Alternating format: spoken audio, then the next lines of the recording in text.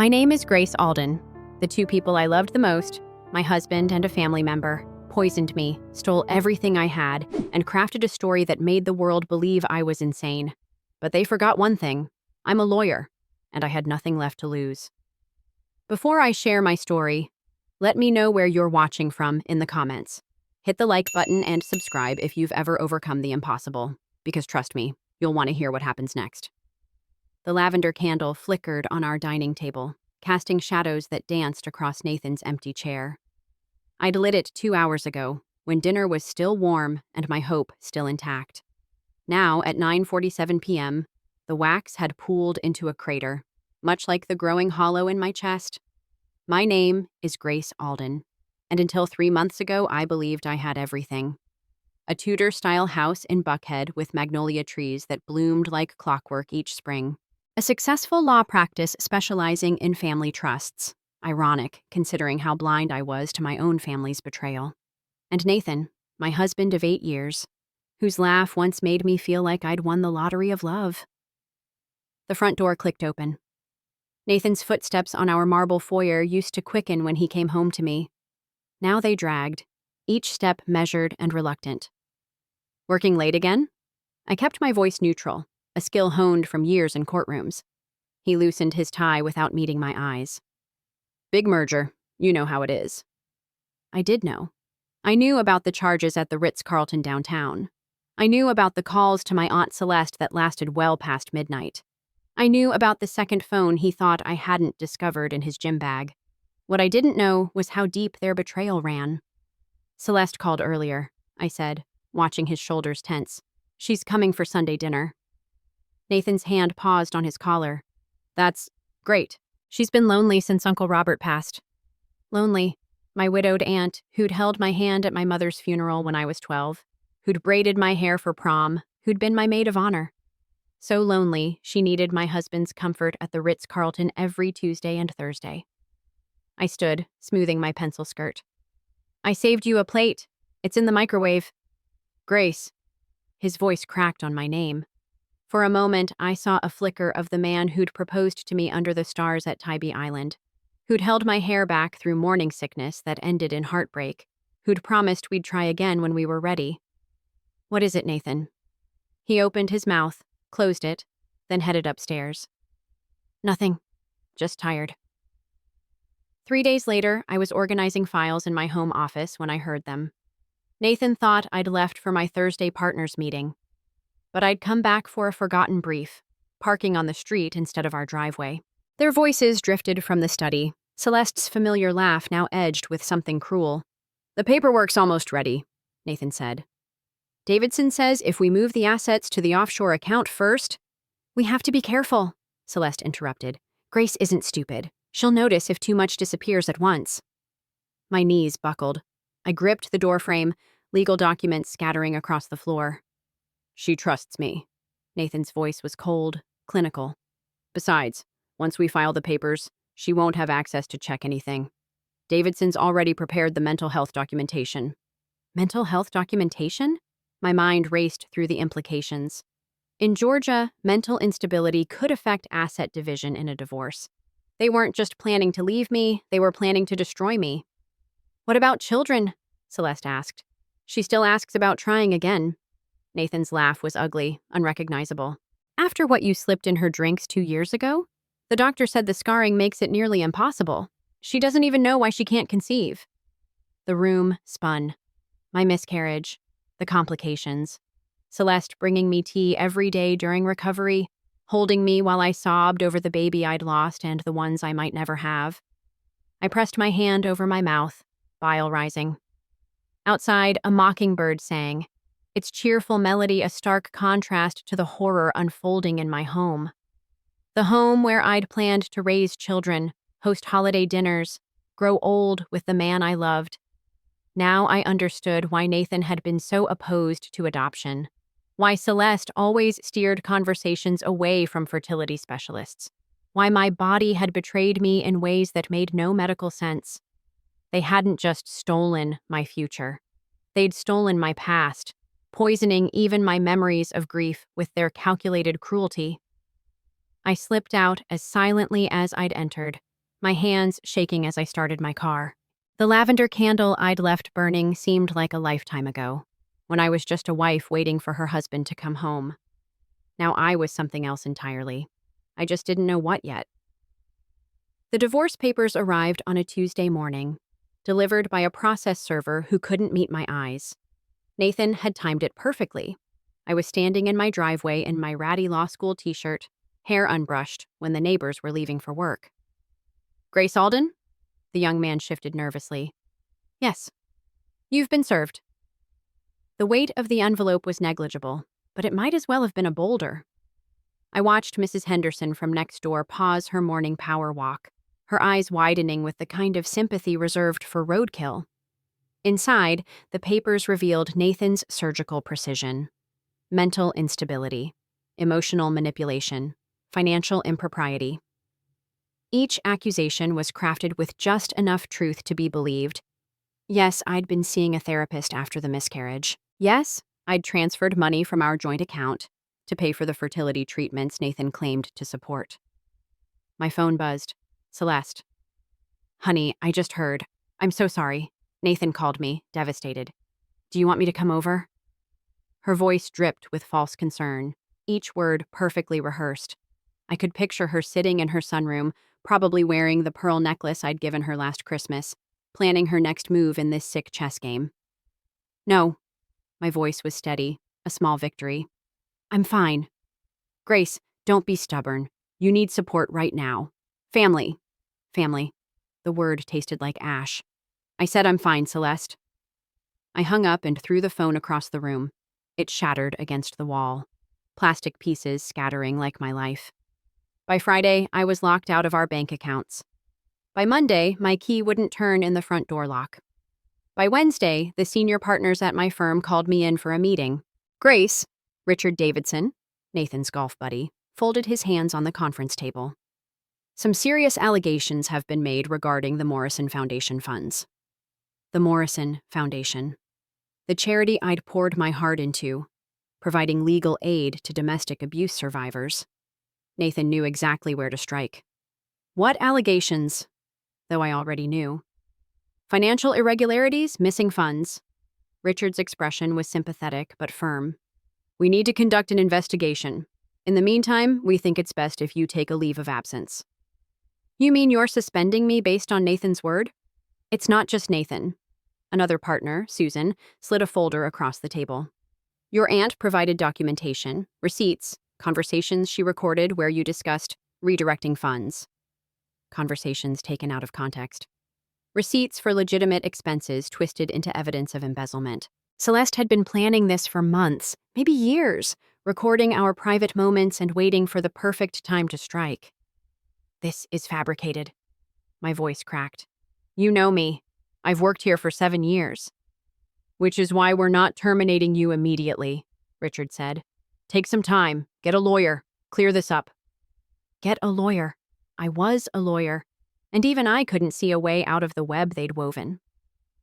I found myself in a studio apartment in Decatur, far from Buckhead's manicured lawns. The walls were water-stained, the air conditioner wheezed like an asthmatic, and the couple upstairs fought every night at 2 a.m. My designer suits hung in a closet that smelled like mothballs and broken dreams. The breakdown came on a Thursday. I was heating ramen on a hot plate, the stove didn't work, when I saw them on Instagram. Someone had tagged Nathan at a charity gala. There he was in his Tom Ford tuxedo, Celeste on his arm in a dress I recognized. My dress, the one I'd worn to our anniversary dinner last year. The caption read, "So inspiring to see Nathan Alden stepping up after such a difficult time. And how wonderful that his sister-in-law is supporting him." Sister-in-law, not ex-wife's aunt. They'd already rewritten the narrative, erased my existence, slotted Celeste into my place like I was nothing more than a temporary inconvenience. I threw the ramen against the wall, then the hot plate, then everything within reach, screaming until my throat was raw and my neighbors pounded on the walls. I collapsed on the stained carpet, sobbing until I had nothing left. That's when the anger came, not the hot, impulsive anger of betrayal. This was cold, calculated, patient. the kind of anger that could wait, plan, and strike when the time was right. I pulled myself off the floor, wiped my face, and opened my laptop. If they wanted to play games with documentation and legal maneuvering, they'd forgotten one crucial detail. I was a better lawyer than both of them combined, and I had nothing left to lose. New York City swallowed me whole, and I was grateful for it. In a city of 8 million souls, I could disappear, shed my skin like a snake, and emerge as someone entirely new. Eva Granger. I chose the name from a billboard advertising eyeglasses, see the world through new eyes. Eva felt strong, unburdened by Grace's naivety. I rented a closet-sized room in Chinatown and found work as a paralegal at Brennan & Associates, a firm small enough not to check references too carefully. "You're overqualified," Marcus Brennan had said during my interview, scanning my carefully edited resume. "I'm looking for a fresh start," I replied. True enough. He hired me on the spot. 3 weeks into my new life, I met Mira at a coffee shop on Canal Street. She was hunched over a laptop, muttering curses at the screen, her purple-streaked hair falling into her eyes. "Bastards locked me out again," she said to no one in particular. "Boyfriend?" I asked, recognizing the rage of betrayal. She laughed bitterly. "Business partner. Stole my code, my clients, my whole damn company. Now he's got his lawyers saying I violated some non-compete clause I never signed." We talked until the coffee shop closed. Mira had been a cybersecurity expert until her partner decided she was expendable. Like me, she'd lost everything to someone she trusted. Unlike me, she'd channeled her anger into skills that danced on the edge of legal. "I could help," she offered after I'd shared my story. "Not for free, obviously, but if you wanted to know things about them." I should have said no. The old Grace would have.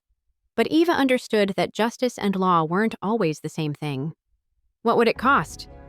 "Depends what you want to know." "Everything," I thought. But I said, "Let's start small."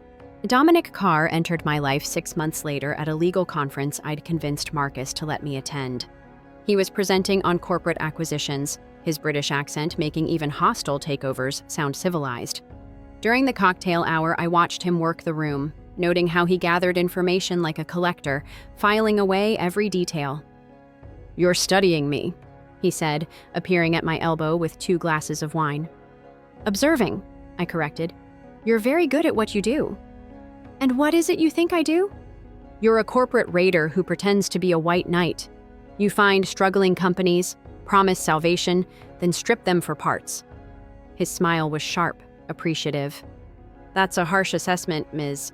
Granger, Eva Granger." "Well, Eva Granger, you're not entirely wrong. Though I prefer to think of it as creative destruction. Sometimes things need to burn before they can be rebuilt." We talked until the conference ended, then continued over dinner. Dominic was dangerous in a way that appealed to the new me. Intelligent, ruthless when necessary, and completely uninterested in emotional attachments. "You're not really a paralegal," he said over dessert. "You're not really interested in small talk," I countered. "Fair enough. What are you planning, Eva?" "Who says I'm planning anything?" He leaned back, studying me. "You have the look of someone keeping score.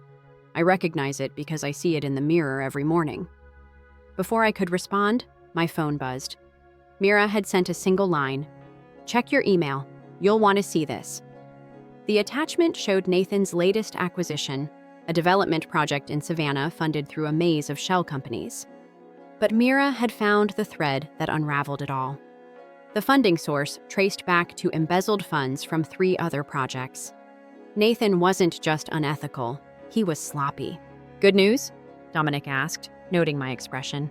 "The beginning of good news," I said. "Want to share?" I looked at this stranger who saw through my facade so easily. "My ex-husband is about to acquire a property in Savannah. I think it's a bad investment." "And you're going to make sure it stays that way?" "I'm going to make sure he gets exactly what he deserves." Dominic raised his glass. "To creative destruction, then."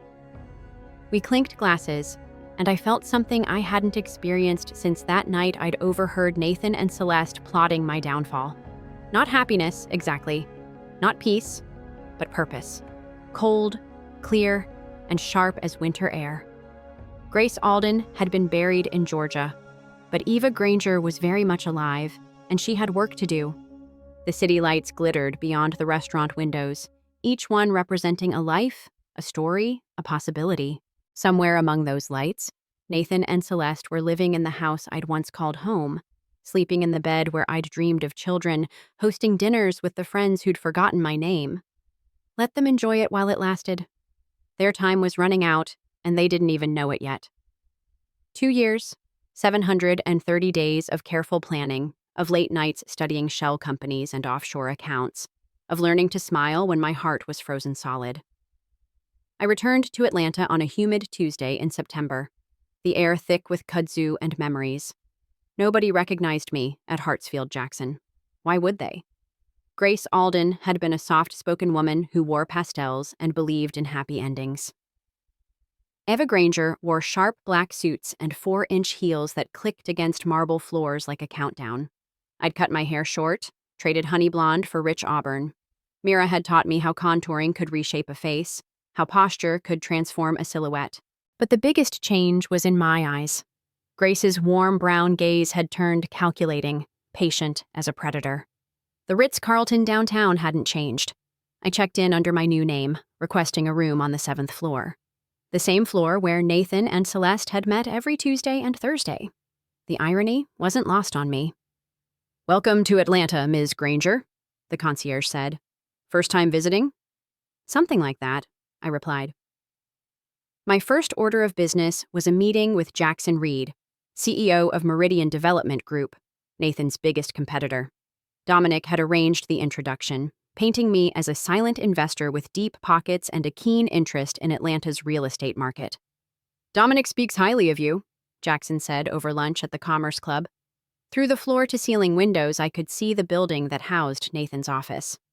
"He's been a valuable mentor," I said. "I understand you're looking to expand into mixed-use developments.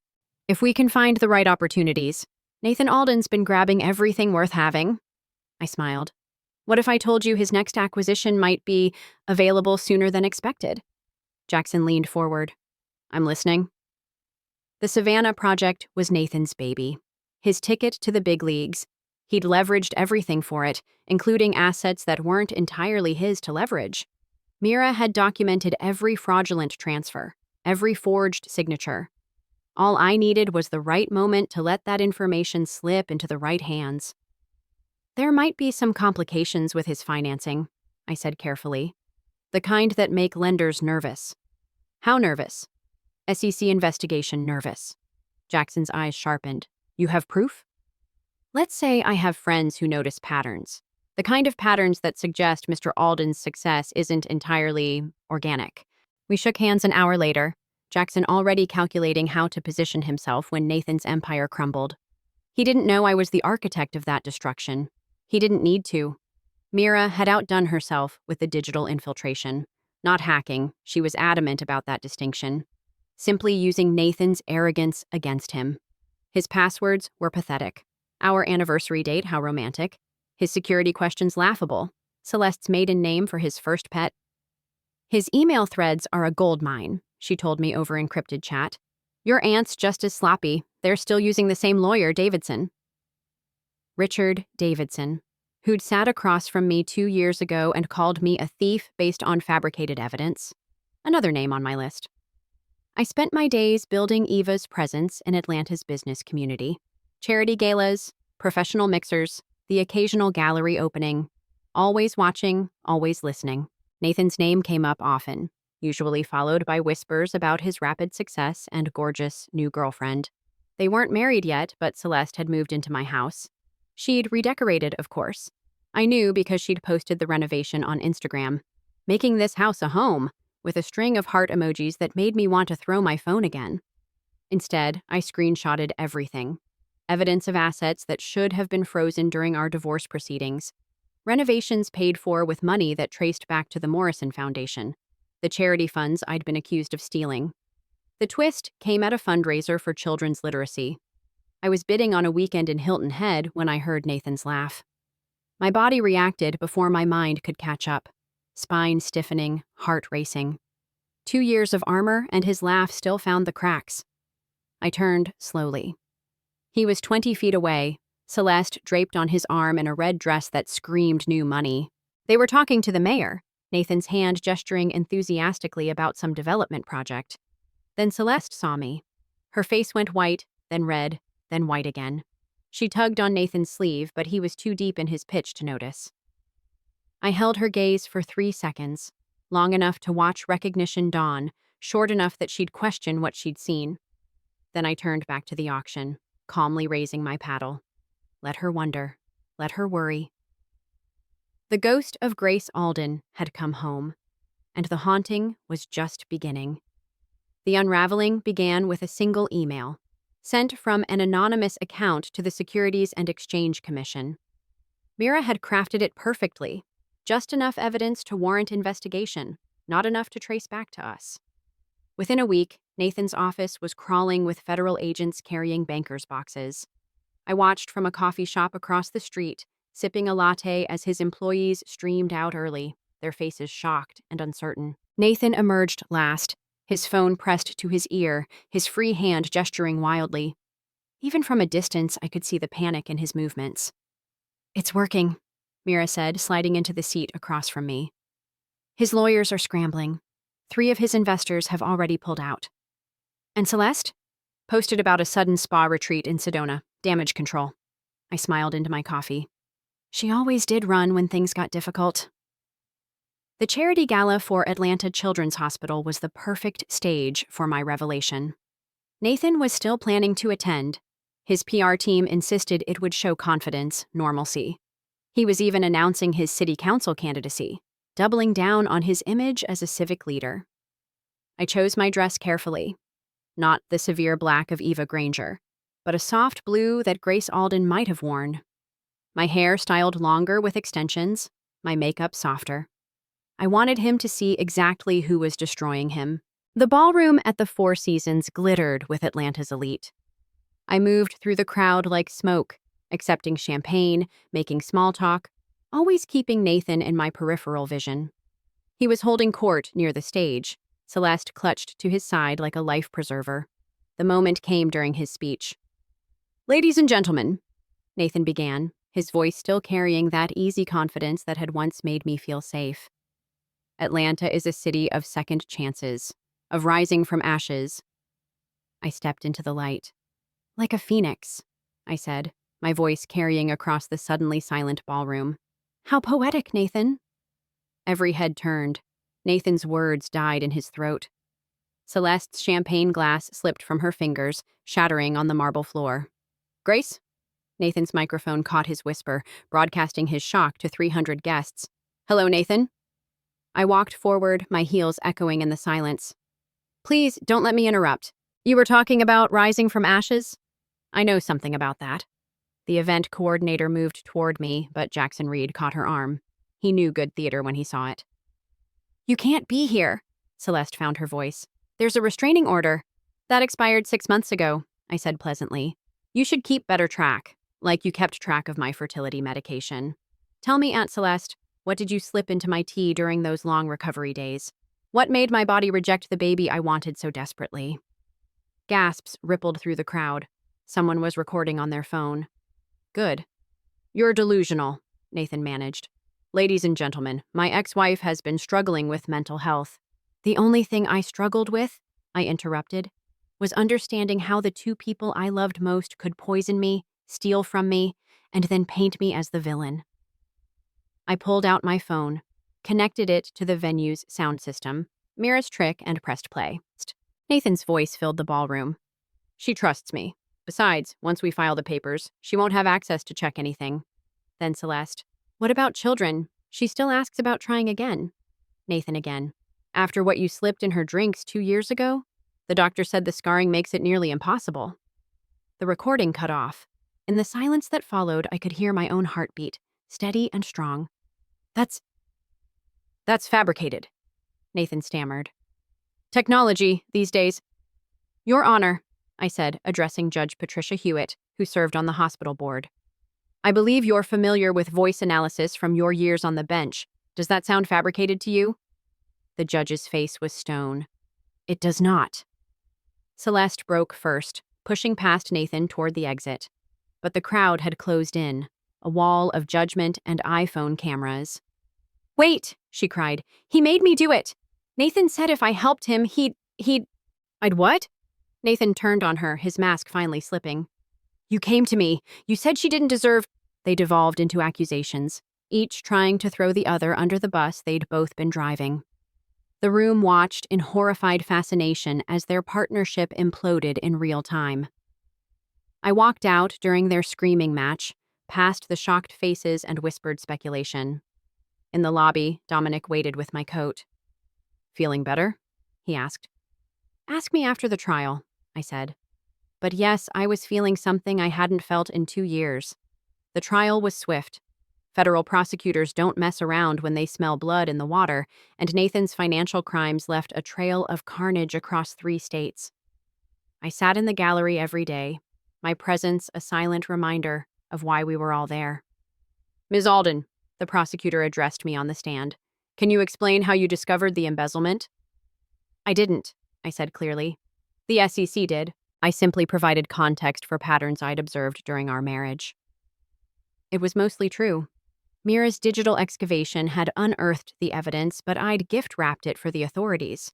Every forged document, every shell company, every diverted fund laid bare under fluorescent courtroom lights. Nathan tried to maintain his composure, but I watched him unravel thread by thread. His hair, once perfectly styled, hung limp. His designer suits became rumpled. By week 2, he'd developed a twitch in his left eye that appeared whenever evidence was presented. Celeste had fled to Arizona, then Nevada, then who knows where. Her testimony was given via video link, her location undisclosed.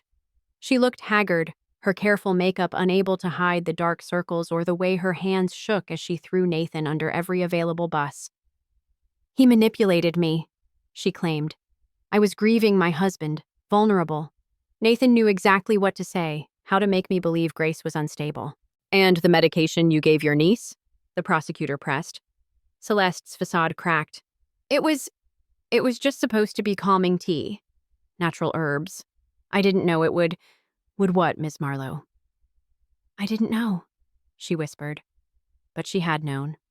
The medical reports showed systematic poisoning over months. Herbs that, in small doses, seemed harmless. Combined and concentrated, they'd scarred my fallopian tubes beyond repair.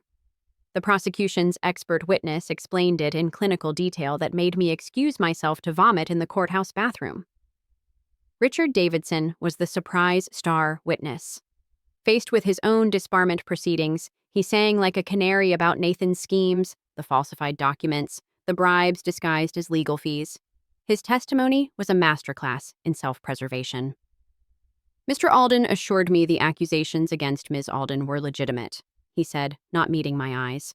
"I had no reason to doubt—" "You had every reason," the prosecutor interrupted. "You'd worked with Ms. Alden for 7 years, yet you believed she'd suddenly become a criminal based on evidence you never verified?"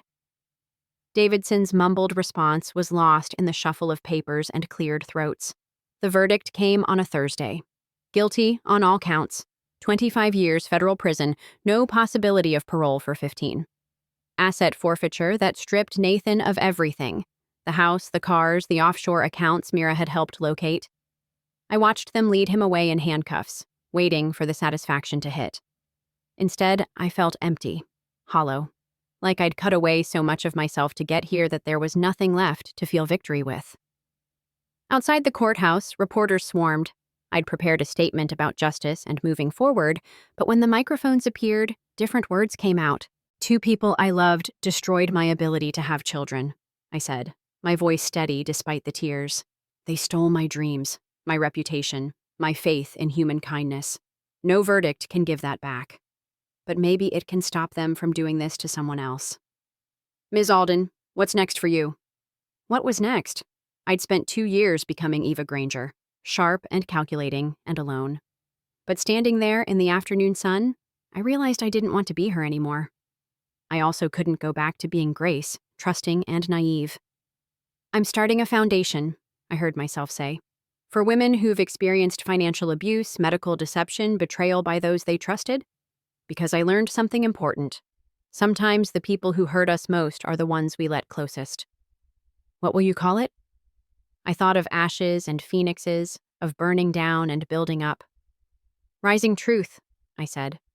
We're going to help women rise from whatever ashes they've been left in. The cameras clicked and whirred, capturing this moment of transformation.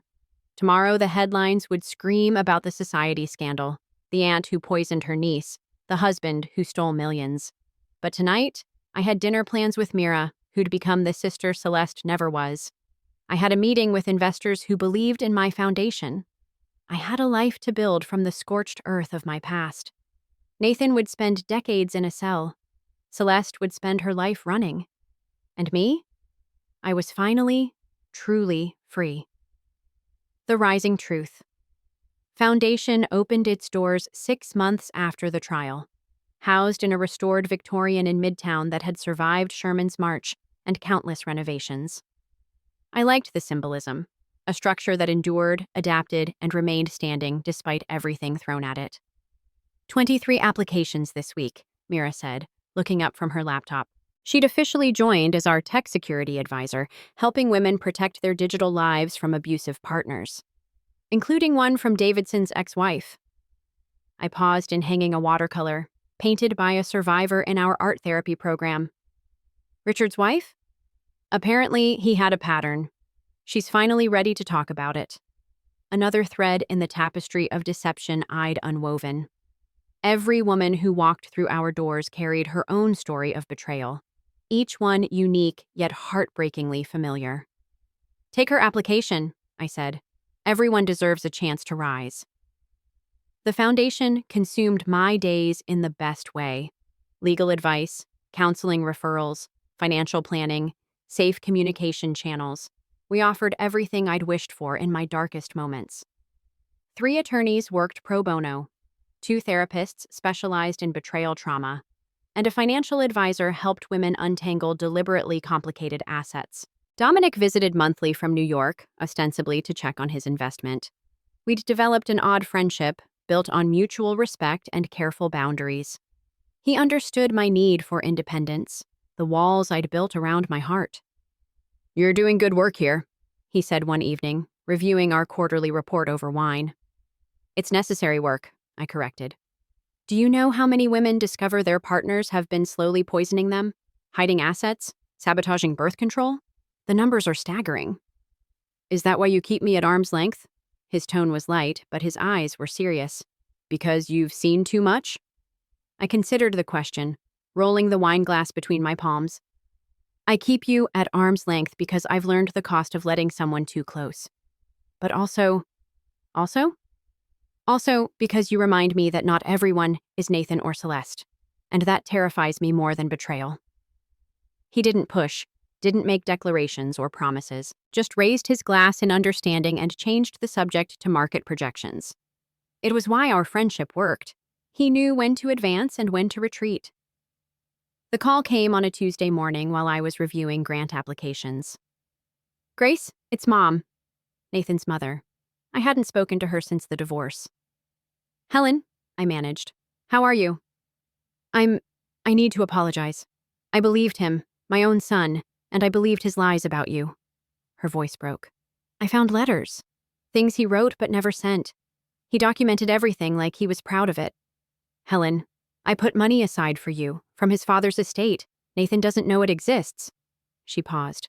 "I want to donate it to your foundation. It's not enough, but maybe it can help someone else." I closed my eyes, feeling another small piece of armor crack. "That's very generous." "It's the least I can do. Grace, I loved you like a daughter. I'm sorry I failed you when you needed family most."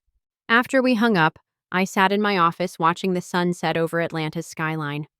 The city had taken everything from me, then given me purpose. I'd learned to navigate its shadows, dance with its devils, and emerge scarred, but whole. A knock interrupted my thoughts. "Ms. Alden?" Our newest client, Sarah, stood in the doorway. "I wanted to thank you. My lawyer says we found the hidden accounts. I can keep my house, start over." "You're thanking the wrong person," I said. "You're the one who was brave enough to ask for help." She smiled, the first real smile I'd seen from her. "The group session helped. Hearing your story, how you rebuilt, it made me believe I could too." After she left, I returned to the window. Somewhere in the city, Nathan sat in a federal prison cell. Celeste hid behind assumed names and paranoia. They'd taken my innocence, my fertility, my faith in love, but they'd also given me this: a purpose forged in betrayal, a strength born from ashes. Every woman who walked out of our doors stronger than she entered was a victory they'd never anticipated. My phone buzzed. Dominic, texting from New York. Saw the Times article about the foundation. Proud of you. I smiled, typing back. Coming to the gala next month? Wouldn't miss it. Maybe someday I'd lower those walls. Maybe I'd learn to trust again, in small doses, with careful steps. Or maybe this was enough. This work, these women, this city that had broken and remade me. Either way, I was free. Not the freedom I'd imagined in my Buckhead mansion, planning babies and dinner parties, but a freedom earned in fire, paid for in tears, and worth every scar. The sun dipped below the horizon, painting the sky in shades of amber and rose. Beautiful, fleeting, real. Like all the best things in life I'd learned. I gathered my papers, locked the office, and headed home to my own small apartment. Chosen and paid for with my own money, decorated with my own taste, filled with my own dreams. Tomorrow would bring new challenges, new women seeking help, new battles to fight. Tonight, I was exactly where I needed to be. The revelation came buried in a box of Helen's donations, Nathan's father's old business records that she'd included with the check. I almost threw them out, but Mira's paranoia had rubbed off on me. Always check the paper trail, she'd say. That's where the ghosts hide. The ghost I found stopped my heart. Dominic Carr. His name appeared in a partnership agreement dated 15 years ago, back when Nathan was fresh out of business school and Dominic was building his reputation. They'd shared a failed venture, a bitter dissolution that left lawsuits and bad blood. I stared at the signature, the same elegant script that had signed investment papers for my foundation. Mira, I called, my voice steadier than my hands. I need you to run a deep dive on Dominic Carr. Everything. Start 15 years ago. She didn't question it, just nodded and got to work. By evening, she'd assembled a digital dossier that made my stomach churn. Dominic and Nathan had been partners until Nathan sabotaged their first major deal, stealing clients and leaving Dominic with massive debt. The legal battle lasted 3 years. Dominic rebuilt his empire, but emails Mira recovered showed he'd tracked Nathan's rise with interest bordering on obsession. There's more, Mira said quietly. He started watching you 6 months before you met, hired a private investigator, knew about the divorce before it was filed. The wine glass in my hand trembled. Every moment replayed with new context. Our chance meeting at the conference, his quick offer of support, his generous investment in the foundation. Not kindness, calculation. He used me. The words tasted like ash. Just like Nathan, just like Celeste. Maybe not exactly like them, Mira offered. He did help destroy Nathan, and the foundation was just another move in his game. I stood, pacing. God, am I really this blind? Do I have victim stamped on my forehead? Dominic was due to arrive tomorrow for the gala. I had 24 hours to decide how to play this. The old Grace would have confronted him immediately, emotions blazing. Eva Granger would have plotted cold revenge. But I was neither of them anymore. I was something harder, smarter. Someone who'd learned to play the long game. The gala sparkled with success. 200 donors, survivors sharing their stories, politicians praising our work. Dominic arrived precisely at 8, impeccable in his tuxedo, carrying a donation check that would fund our legal clinic for a year. You look beautiful, he said, kissing my cheek. Thank you. I smiled, taking his arm. We need to talk, privately. I led him to my office, shut the door, and turned to face him. No preamble, no games. I know about you and Nathan, the partnership, the vendetta. How long were you planning to tell me you'd orchestrated everything? His expression didn't change, a tell in itself. What makes you think, don't? I held up the partnership agreement. I've had enough gaslighting to last a lifetime. Just tell me why. He sat slowly, finally dropping his mask. Nathan destroyed my first company, cost me everything. I spent years rebuilding, waiting for the right moment to return the favor. And I was your weapon. You were already looking for justice. I just facilitated. You manipulated me. I guided you. There's a difference. Is there? I laughed bitterly. You knew I was vulnerable, traumatized. You used that. I saw someone with the intelligence and motivation to take down a common enemy. Was that so wrong? You could have told me, given me the choice. Would you have trusted me if I had? The question hung between us. Truth was, I wouldn't have. Trust was a luxury I couldn't afford anymore. Here's what's going to happen, I said, voice steady. You're going to transfer your foundation investment into an irrevocable trust. No strings, no control. Then you're going to leave. Tonight. And never contact me again. Grace? That name doesn't belong to you. I opened the door. Security will escort you out after you sign the papers. He stood, studying my face. For what it's worth, I grew to genuinely care about you. That wasn't part of the plan. No, I agreed. The plan was to use me for revenge. Congratulations. It worked. I watched security lead him away, then returned to the gala. Smiled, mingled, gave my speech about rising from ashes. No one noticed the crack in my voice or the way my hands shook. Later, alone in my apartment, I didn't cry. I'd spent all my tears on Nathan and Celeste. Instead, I sat in the dark, processing this final betrayal. But as dawn broke, I realized something. Dominic's deception didn't erase what I'd built. The foundation stood independent of his schemes. The women we'd helped were real. My purpose remained. I'd been used as a weapon, yes, but I'd also forged myself into something unbreakable. No one, not Nathan, not Celeste, not Dominic, could take that from me. My phone buzzed. Sarah, texting a photo from her new apartment, free from her abuser. Another survivor, rising, just like me. They tried to bury me beneath the very pain they caused. But I didn't just survive. I rose stronger and rebuilt everything from the ashes. If you've ever been betrayed, ever lost everything, remember this. Truth can be hidden, but never erased. And sometimes the greatest revenge is simply living, proud, unbroken, and unbowed.